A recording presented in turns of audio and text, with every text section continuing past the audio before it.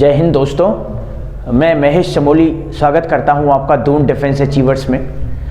आप लोगों की डिफेंस की तैयारी, एनडीए की तैयारी अच्छे से चल रही होगी। एनडीए और सीडीएस की नोटिफिकेशन दोनों का आ गया है। दोनों का पेपर लगभग अप्रैल में है और दोनों की जो डेट है फिल करने की और फॉर्म की लास्ट डेट 10 जनवरी साथ ही साथ है।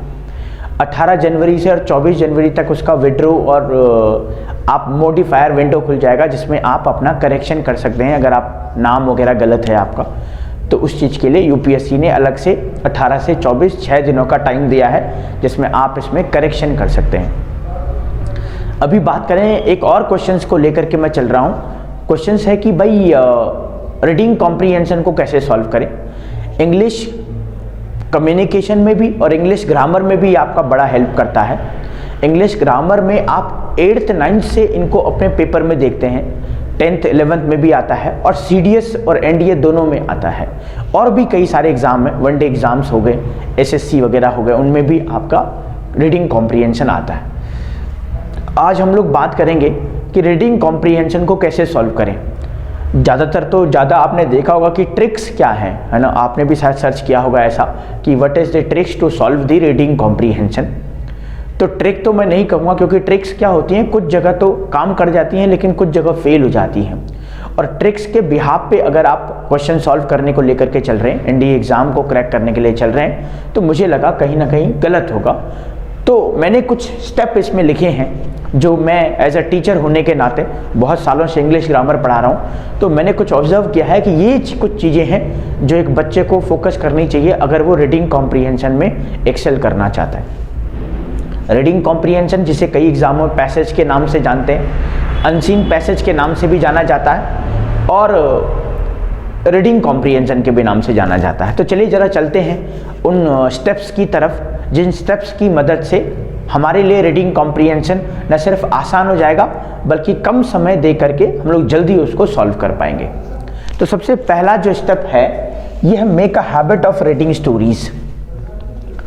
अब दो अलग अलग चीज़ें, एक चीज़ तो हो गई make a habit of reading, और make a habit of reading stories, ये दो अलग अलग चीज़ें हैं। एक्चुअली रीडिंग के बाद यहाँ पे कॉमा लगना चाहिए, क्योंकि स्टोरीज एक अलग पार्ट है। तो सबसे पहले तो मैं ये बोलना चाहता हूँ कि भाई आप क्या करिए, आप कोशिश करिए ज़्यादा से ज़्यादा इंग्लिश में स्टोरी पढ़ने की। ज़्यादा से ज़्यादा हो गया, आपने न्यूज़पेपर लिया, न्यूज़पेपर में बोलते हैं कि न्यूज़पेपर ज़्यादा से ज़्यादा पढ़िए। मुझे ऐसा नहीं लगता है कि न्यूज़पेपर पढ़ने से आपकी इंग्लिश सुधरेगी। हो सकता है कि आपका कॉन्फिडेंस भी डाउन हो जाए। क्यों? क्योंकि न्यूज़पेपर्स में जो वर्ड्स इस्तेमाल किए जाते हैं वो बहुत ही भारी भरकम और डिफ़िकल्ट होते हैं। तो एक ऐसे पर्सन के लिए जो बिगिनर है, एक ऐसे पर्सन के लिए जो नोवाइस है, जो अभी तैयारी स्टार्ट कर रहा है, थोड़ा सा मुश्किल हो जाएगा उस न्यूज़पेपर के मीनिंग को समझना। तो फिर हम लोग क्या करें, तो फिर हम लोग एक काम कर सकते हैं, इसीलिए मैंने कहा स्टोरीज पढ़ें। स्टोरीज या फिर फैबल्स भी एक वर्ड है। फैबल्स का मतलब होता है ऐसी कहानियाँ जिनसे कुछ मैसेज मिलता हो, उनमें हमारा इंटरेस्ट भी आएगा। जैसे कि पहले के टाइम पे जो छोटी छोटी कहानियाँ होती थी, या फिर आप 6th 7th 8th में जो बुक आती इंग्लिश की, उसको एक बार देखिए। भाई आपको अपना कॉन्सेप्ट सॉल्व करना है ना, तो कहीं भी किसी भी मोटिव में जाना पड़े, किसी भी मीडियम में जाना पड़े, उससे आपको हेल्प मिलेगी। तो आप जाकर के कोई 6th 7th या 8th की इंग्लिश की बुक उठाएं, उसमें देखें कोई स्टोरीज अगर हैं तो उन स्टोरीज को पढ़ना स्टार्ट करें। स्टोरीज को पढ़ने के बाद आप देखेंगे कि आपकी थोड़ा जो है आपकी अंडरस्टैंडिंग होने लग गई है।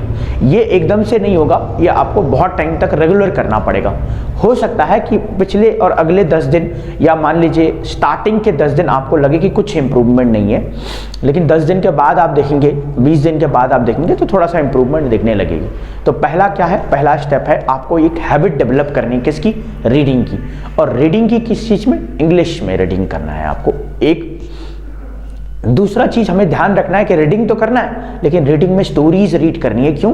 स्टोरीज में एक तो आपका कॉन्फिडेंस बढ़ेगा, क्योंकि वो चीज़ें समझ में आने लगेंगी आपको, एक। और दूसरा क्या होने लगेगा, क्योंकि उनमें जो वर्ड्स इस्तेमाल किए जाते हैं बहुत ईजी होते हैं, आसान होते हैं, अंडरस्टैंडेबल होते हैं। तो उससे क्या होगा कि आपने पढ़ा, लेकिन मान लीजिए आधी स्टोरी अगर आपने स्किप कर दी और आप कहीं और चले गए, तो आपको ध्यान रहेगा कि मुझे आधा और पढ़ना है, क्योंकि आधा आपको समझ में आई थी, और जब तक पूरी समझ में नहीं आएगी आप तब तक उस स्टोरी को जरूर पढ़ेंगे। तो पहला स्टेप हो गया make a habit of reading, और रीडिंग किसका? स्टोरीज का। आइए दूसरे स्टेप की तरफ चलते हैं। दूसरा स्टेप कहता है बिल्ड अ वोकैबुलरी। अब वोकेबलरी में मैंने आगे लिखे हैं इजी, मॉडरेट और डिफिकल्ट। अब ये वोकेबलरी आप इसलिए ना सोचें कि भाई हमें जो है रीडिंग कॉम्प्रिहेंशन बनाने में हेल्प करेगा, ये वोकेबलरी आपको बहुत जगह हेल्प करेगा, है ना। ये आपको सिर्फ आपके कम्युनिकेशन में ही नहीं, आपको रीडिंग कॉम्प्रिहेंशन में नहीं, आपके कोई न्यूज़पेपर पढ़ रहे हो, किसी ने आपको कहा हो कि यार इंग्लिश में कोई मेल आया है, तो आप उसको समझ पाने में क्या होंगे, एबल होंगे। तो इसके लिए आपको वोकेबलरी पढ़ना है, न सिर्फ इसके लिए कि रीडिंग कॉम्प्रिहेंशन हेल्प करेगा। आप ये देखना कि वोकेबलरी अगर हम लोग पढ़ते हैं तो एक वोकैब से या एक पार्ट वोकेबलरी को कमांड करने से आपके कई सारे पार्ट इंप्रूव हो जाएंगे। अच्छा, फिर आगे लिखा है इजी, मॉडरेट और डिफिकल्ट। इजी, मॉडरेट और डिफिकल्ट मैंने इसलिए कहा क्योंकि इजी मतलब आपको ऐसे वोकैब चूज करने हैं जो बहुत इजी हैं, इजी टू अंडरस्टैंड है। और जैसे इन का मतलब क्या होता है, बिटवीन का मतलब क्या होता है, अमंग का क्या होता है, अंडर क्या होता है, तो ये बहुत इजी वर्ड है, आप लोगों को पता होंगे और या फिर आप सीख जाएंगे, बहुत इजी हैं। और ये क्या करेंगे, हमारे कॉन्फिडेंस को बूस्ट करेंगे। तो कॉन्फिडेंस को बूस्ट करेंगे तो फिर आप दूसरे स्टेप पे चलेंगे, मॉडरेट। मॉडरेट में ऐसे वर्ड्स जो हमारे बोलचाल में डेली यूज होते हैं लेकिन हम लोग उनको नहीं जानते, उनको हम लोग मॉडरेट कहेंगे। और डिफिकल्ट में फिर हमारे 2 स्टेप जब क्लियर हो जाएंगे तो आप डिफिकल्ट पे जा सकते हैं। या फिर एक काम कर सकते हैं आप लोग, जहाँ से आपको जो वोकैब मिल रही है आप लिखते रहिए और धीरे धीरे करके उसमें कमांड करिए। तो 2 स्टेप हमारे हो गए। बढ़ते हैं तीसरे स्टेप की तरफ। तीसरा स्टेप कह रहा है excel in your reading speed. अब जब आपके 2 स्टेप कंप्लीट हो गए, पहला स्टेप आपने रीडिंग कॉम्प्रिहेंशन किया, रीड करना स्टार्ट किया, दूसरा स्टेप आपने वोकैब्स को याद करना देखा, तीसरा स्टेप क्या करना है कि आपको ज़्यादा से ज़्यादा पढ़ने से क्या होगा कि आपकी स्पीड बेटर हो जाएगी। जैसे आपने देखा होगा कि 1 मिनट में आप कितने वर्ड्स देख पाते हैं, 1 मिनट में आप कितनी लाइन्स पढ़ पाते हैं। और वो कैसे पता चलेगा, वो पता चलेगा कि आपका अंडरस्टैंडिंग कितना अच्छा हुआ, कितनी जल्दी आप चीज़ों को समझ पा रहे हैं। अदरवाइज आपने देखा होगा जब आप एक लाइन इंग्लिश की कोई पढ़ते हैं और अगर आपके कुछ वर्ड्स उनको मीनिंग नहीं पता चला आपको, तो आप उससे आगे नहीं बढ़ पाएंगे, आप वहीं पे स्टक हो जाएंगे।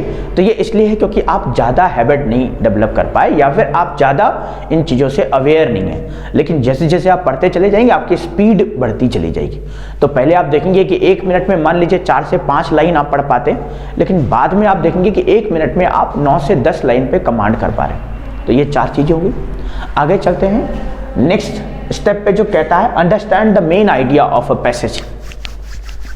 कभी कभी क्या होता है, पैसेज कई तरह के होते हैं जिसमें ये होता है कि भाई कुछ तो स्टोरी बेस्ड होते हैं, जिसमें स्टोरी रहती है कि मान लीजिए कहा गया है किसी पैसेज में कि there was a king in the forest, he had 2 sons और 3 daughters, one day he was going somewhere. तो ये किंग के बारे में है।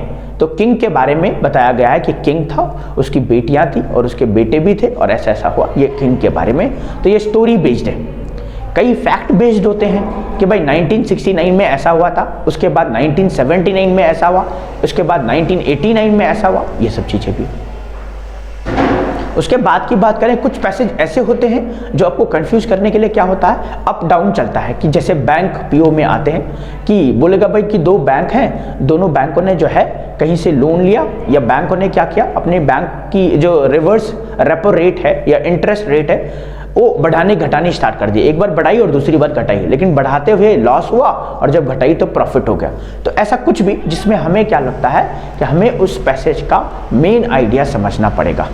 इजी तो हम लोग बना लेंगे, स्टोरी बेस्ड तो हम लोग बना लेंगे, फैक्ट बेस्ड भी हम लोग बना लेंगे, लेकिन ये जो अंडरस्टैंड द मेन आइडिया वाला है ना, इसके लिए हमें थोड़ा सा टाइम देना पड़ेगा। या फिर अगर आपने अपना एक्सेल किया है स्पीड को, अंडरस्टैंडिंग के लेवल को अच्छा है, तो फिर आप जल्दी से इसको समझ पाएंगे। तो हमें क्या करना है, हमें अपना क्या करना है, अंडरस्टैंडिंग लेवल को बेटर करना है। अब आगे चलें नेक्स्ट वाले के ऊपर, read question before solving the passage. एक चीज़ ध्यान रखें कि हम लोग क्या करते हैं, ज़्यादा से ज़्यादा हम लोग जब पैसेज को पढ़ना स्टार्ट करते हैं या हम लोग पैसेज को सॉल्व करना स्टार्ट कर देते हैं, तो पहले हम लोग क्या करते हैं, पहले हम लोग पैसेज पढ़ते हैं। हो सकता है कि हमें अच्छा भी लगता हो क्योंकि उसका अगर मीनिंग समझ में आ रहा है तो अच्छा ही लगेगा, लेकिन ऐसा भी होता है कई बार कि हम लोग पैसेज पढ़ना स्टार्ट करते हैं, कुछ तो हमें समझ में आया, कुछ नहीं आया, उससे कन्फ्यूजन क्रिएट होगी और टाइम भी स्पेंड होगा। और आप देखेंगे कि जब हम लोग क्वेश्चंस की तरफ जाते हैं तो फिर हमें एक बार और पैसेज को पढ़ना पड़ता है। तो क्यों ना हम लोग एक काम करें कि पैसेज के क्वेश्चंस को पहले पढ़ लें और उसके बाद पैसेज को पढ़ें। उससे क्या होगा कि क्वेश्चंस को पढ़ने से हमें ये पता चलेगा कि हमें क्या चीज़ पैसेज में देखनी है। मान लीजिए वहाँ पे क्वेश्चन में लिखा है कि how many sibling Rohan does have, कि रोहन के पास कितनी बहनें थी या कितने भाई बहन थे, तो हमें रोहन के बारे में सर्च करना है वहाँ पे। तो मान लीजिए वहाँ पे पॉन्ड के बारे में बोला गया है, वहाँ पे किंग के बारे में है, तो हम लोग उतना अटेंशन उन जगहों को नहीं देंगे या उस लाइंस को नहीं देंगे। जहाँ पे भी रोहन आया हम लोगों ने क्या कर दिया, अटेंशन देना स्टार्ट कर दिया। तो सबसे पहले क्वेश्चंस पढ़े बिफोर सॉल्विंग द पैसेज, और लास्ट हमारा स्टेप रह गया find out the difficult words in passage. ज़्यादातर एग्जाम में क्या होता है, एनडीए, सीडीएस या और भी बहुत सारे एग्जाम में एक या दो क्वेश्चंस वो ऐसे देता है, वो कहता है कि ये जो वर्ड है ना, इस वर्ड का मीनिंग बताए कि पैसेज में क्या है। मान लीजिए उसने लिखा इंडस्ट्रियस, मान लीजिए उसने लिखा भाई वल्नरेबल। अब वल्नरेबल जो वर्ड है, इस वर्ड का क्या मतलब है, वो सिर्फ ये पूछेगा इस वर्ड का मतलब बताइए, या फिर इस वर्ड से रिलेटेड क्या वर्ड आया है पैसेज में वो बताइए, या फिर उस वर्ड का एंटोनिम्स बताइए। तो दो चीज़ें हैं इसको, इस तरह के क्वेश्चंस को सॉल्व करने का। एक तो ये है कि आप उस पैसेज को पढ़ें और देखें कि उसका क्या सेंस निकलेगा। एक वो हमारे पास हमेशा ऑप्शन रहेगा, और एक ये जो पहला वाला दूसरा वाला स्टेप था बिल्ट वोकैबुलरी। अगर आपने वोकैबुलरी को पहले से अपना स्ट्रॉन्ग किया हुआ है तो मे बी आपको पैसेज की ज़रूरत ना पड़े पढ़ने की, और हो सकता है कि आपने 4 ऑप्शंस देख करके ही अपना पैसेज बना लिया हो। तो ये कुछ स्टेप हैं जिन्हें फॉलो करके आप रीडिंग कॉम्प्रिहेंशन को आसान बना सकते हैं। ऐसा नहीं है कि इतना कर लेंगे तो बहुत कुछ हो जाएगा, रिवोल्यूशन आ जाएगा, हर पैसेज को बना पाएंगे, नहीं, लेकिन बहुत कुछ इम्प्रूव हो जाएगा आपके इस हैबिट को चेंज करने से।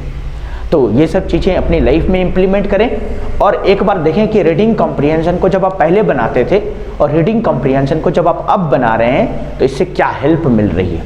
अच्छा, ये एक जो स्टेप हम लोगों ने लिखे ये वैसे भी आपको हेल्प करेंगे, ये रीडिंग हैबिट आपको वैसे भी हेल्प करेगी। ये रीडिंग हैबिट, ये एक्सेल अगर आप रीडिंग हैबिट में करते हैं ये वैसे भी आपको हेल्प करेगा। वोकैबुलरी आपको वैसे भी पढ़नी है, ऐसा नहीं कि रीडिंग कॉम्प्रिहेंशन के लिए आपको वैसे भी पढ़ना है। अब आप बात करेंगे understand the main idea of a passage. मान लीजिए कोई मेल आ गया आपको, मान लीजिए किसी ने आपको कुछ मेल भेजा है या कोई लेटर भेजा है, तो उसके पीछे आइडिया क्या है, मेन पॉइंट क्या है, उसके बारे में आपको वैसे भी पता होना चाहिए। ये पैसेज से रिलेटेड है कि आपको पहले पैसेज के क्वेश्चन सॉल्व करने पड़ेंगे या क्वेश्चंस पढ़ने पड़ेंगे, फिर जाकर के पैसेज को देखना पड़ेगा। और ये डिफिकल्ट वर्ड ये भी पैसेज से रिलेटेड है। तो आई होप इन स्टेप्स से आपके रीडिंग कॉम्प्रिहेंशन को सॉल्व करने में आपको ज़रूर मदद मिलेगी। हम लोग मिलते हैं नेक्स्ट वीडियो में कुछ और इन्फॉर्मेशन के लिए। आज के लिए इतना ही। Thank you so much.